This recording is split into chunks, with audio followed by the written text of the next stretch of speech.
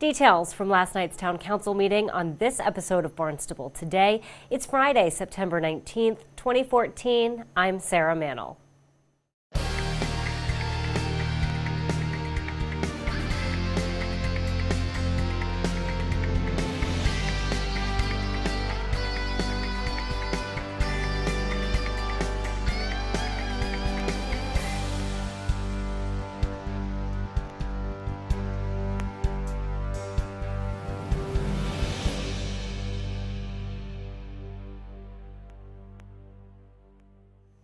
Board of Health Chair Dr. Wayne Miller updated Town Council during last night's meeting. Miller talked about the mission of the Board of Health. And as the mission of the Board of Health is to protect the health of the people of the town of Barnstable. We are charged with interpreting and enforcing local and state regulations that pertain to the public health. We are also responsible for identifying the need and adopting new regulations that address such issues. So, our focus is wide. I mean, I think all of you are aware that we deal with septic issues. You're aware that we license restaurants. But we also do sewage disposal, hazardous material use and storage. We do fuel storage, food service, sanitation across the board. We permit or license restaurants, swimming pools, retail stores, rental units, septic systems, temporary food events, motels, and other facilities. We are responsible for the community nursing program, which involves, amongst other things, TB testing and immunization programs that we run.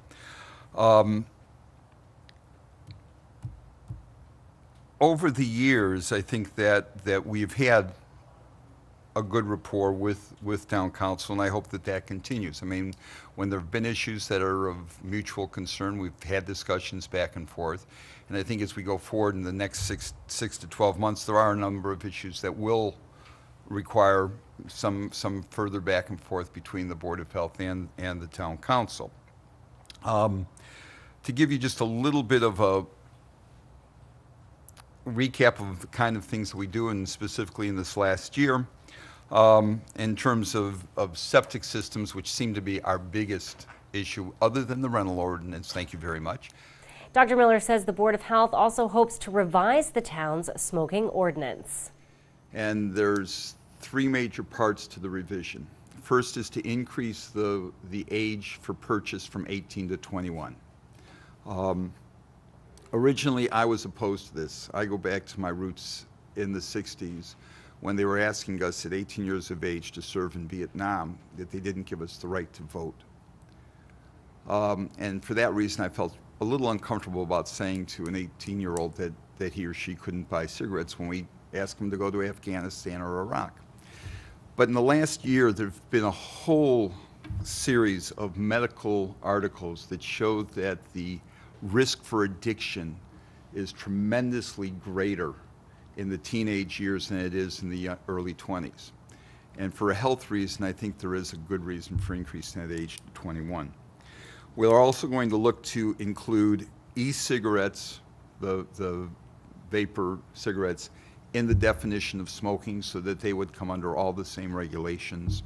The reason behind that is that, again, the evidence is coming out that the vast majority of people that use e-cigarettes also get hooked on regular smoking, and so the risk is still there. And then finally, we're going to include in the definition of smoking anything that's combustible. So it would include marijuana, it would include hookah bars, it would include other things, because again, all of those have carcinogens present in them. A public hearing for that proposal has not yet been scheduled, but is expected to be held within the next 2 months. Miller also addressed health concerns at the West Barnstable shooting range. Miller says the environmental issues regarding the shooting range are complicated. But I think that with proper stewardship, the risk to water quality from a gun range is minimal, if at all. One of the things I do have a concern about, what Paul and I have spoken about, is securing the perimeter of that range. My understanding is there's kids playing in there. They can get in over around the side of the fencing. There's live ammunition in there. They could, in fact, I mean, if any of them still feel like eating dirt, which kids do, there is lead in there. So one of the things I would urge as you go forward, whichever way you go, is try to secure the perimeter of that range, because that's really a big health issue, I think. These are just some of the important issues the Board of Health will continue to work on throughout the next year. The council voted to accept a nearly $55,000 Justice Assistance Grant to pay for technical equipment in 3 towns. Police Chief Paul McDonald talked about the grant before the vote. The police department applied for and was awarded the federal fiscal year 14 Burn Memorial Justice Assistance Grant in the amount of $54,999. This grant has been deemed to be a disparate certification allocation to be distributed among 3 towns. Barnstable PD will receive $28,539 to be expended for the purchase of ear cards. Falmouth PD will get $12,386, and Yarmouth PD will get $14,074. The fiscal impact: there is no matching funding required for this grant. This is a reimbursement grant, as expenses are incurred up to the total dollar amount of the grant. Town Council also voted to accept an emergency management performance grant for the Barnstable Police Department. The police department applied for and was awarded the federal fiscal year 13, fiscal year 14 emergency management performance grant for the Massachusetts Emergency Management Agency in the amount of $28,435.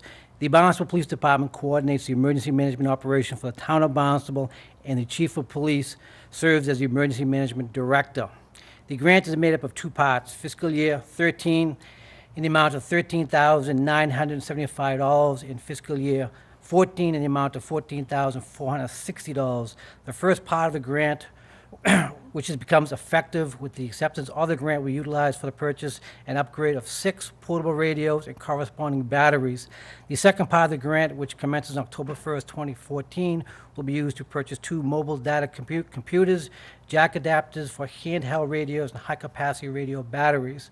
Fiscal impact: the grant requires a 100% match, which is met via formula provided in the grant, in which is determined that 15% of the police chief's salary over the 15-month period of the grant is spent on emergency management-related work and equals no less than the equivalent of the grant amount of $28,435. And the council voted to accept a $40,000 grant for the Street Crimes Unit to combat heroin-related crime. March 2014, the Police Department Street Crime Unit did a presentation before the Barnstable County Assembly of Delegates concerning the rapidly growing problem of the heroin trade and addiction on Cape Cod.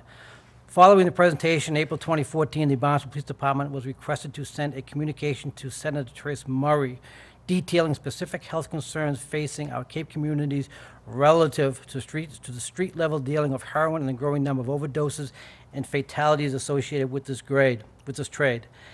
As a result, the Barnstable Police Department has been notified that there will be a $40,000 earmark in the state budget to fund some of the costs associated with the work performed by the Street Crime Unit that is housed at the Barnstable Police Department and includes law enforcement from several regional agencies. The breakdown of funding for each agency is as follows: the Barnstable PD is $15,000, the Sheriff's Department is $10,000, Mashpee PD is $5,000, Yarmouth PD is $5,000, and the Barnstable County District Attorney, Mass State Police is $5,000. Another grant accepted by the council during last night's meeting is an $18,000 grant to purchase bulletproof vests. The police department applied for and was awarded Bulletproof Vest Partnership Grant from the United States Department of Justice, Office of Justice Programs for federal fiscal year 13 and federal fiscal year 14 in the amount of $18,278 and $14,054 respectively. The Barnstable Police Department proposed this funding be used to fund up to 50% of the cost of bulletproof vests purchased or replaced by the police department. Replacement of vests is recommended every 5 years as the reliability of the vest deteriorates over time and use. The remaining 50% of the cost of the vest is available through the Massachusetts Executive Office of Public Safety, but only upon receipt of payment from the federal government. This is a reimbursement grant, and funds are required from the vendors at the time of purchase of the vests. Following those votes, councilors thanked Ann Spillane of the Barnstable Police Department for her efforts to help secure all of those grants. Well, be sure to tune in to our hour-long news program, Barnstable This Morning, weekdays at 7 a.m. On Monday's show, we will chat with Town Manager Tom Lynch, Superintendent of Schools Dr. Mary Schakowsky, plus we'll have all the news and information you need. For Barnstable Today, I'm Sarah Mannel.